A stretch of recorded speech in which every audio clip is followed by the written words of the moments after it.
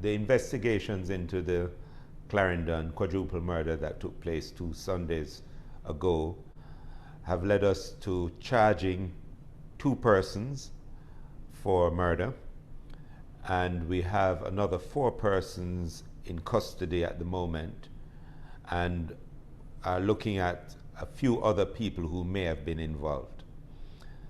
We arrested 6 persons on the same day that it occurred, and these persons have remained in custody. Of those 6 that we arrested, it's out of those 6 that 2 have been charged. 4 days after the event, we recovered 4 firearms based on intelligence that we had gotten, an analysis that we had done.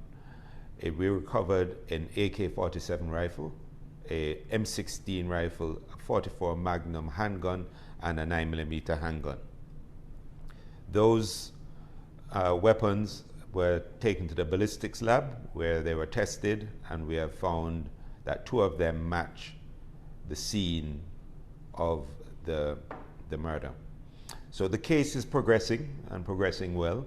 There are still some other people we're looking at, but we're at that stage now where we have laid those charges. It's still a work in progress. Sunday will be 2 weeks, and this is where we are in the case. So we have the firearms. The science is telling us that it's attaching it to specific persons, specific places, and certainly to the location of the murder. So we will update, whether by this means or through releases as information comes in. Of course, I mean, a quadruple murder does not take place every day, and so I'm very aware that this would be of significant public interest, but also it's important that our public is aware that the police, when these things come to our attention, are going to focus on it and find the perpetrators very quickly.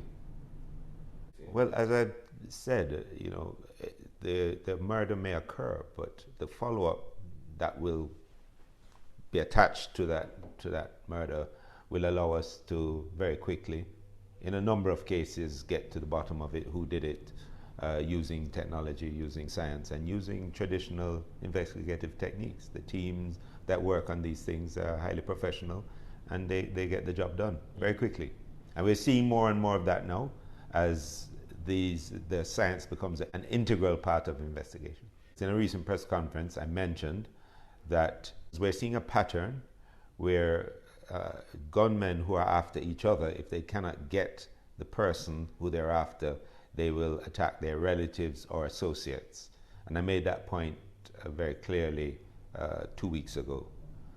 What we have found is that we've seen that play out again in St. Mary, where one of the persons who's been charged for murder in the triple murder case in Stony Hill, who had gone there to report on condition of bail in St. Mary, ended up being killed along with 2 other people and 3 other persons shot because they're around that criminal. And so the idea is, let the person, give up the person to the police, let them have their day in court. Do not harbor them.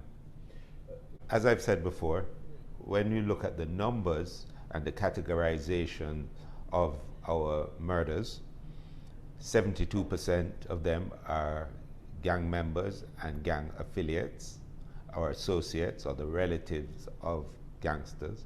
Another 19% are persons who are in interpersonal conflict over land, over family squabbles, neighbors fighting over things. That accounts for another 19% of all homicides.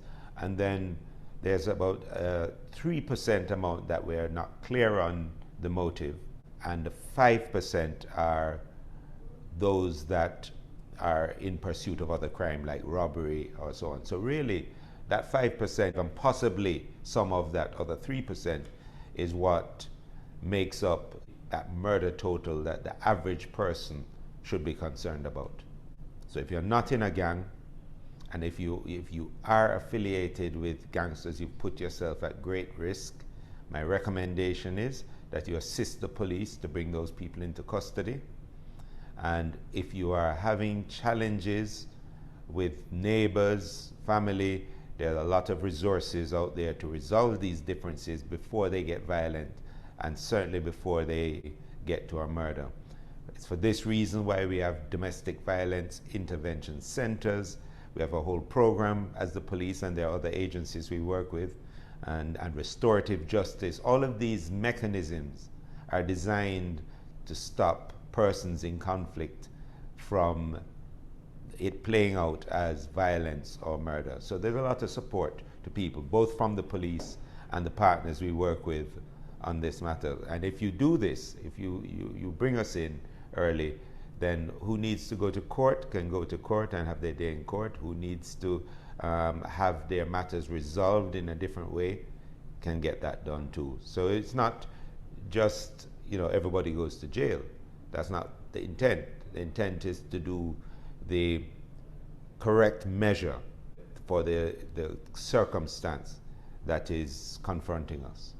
Obviously, with the very violent and dangerous gangsters, we will continue our process of capturing them, and if they engage us, then I expect my police officers to respond with the necessary force to, one, protect themselves and protect the public from these violent offenders.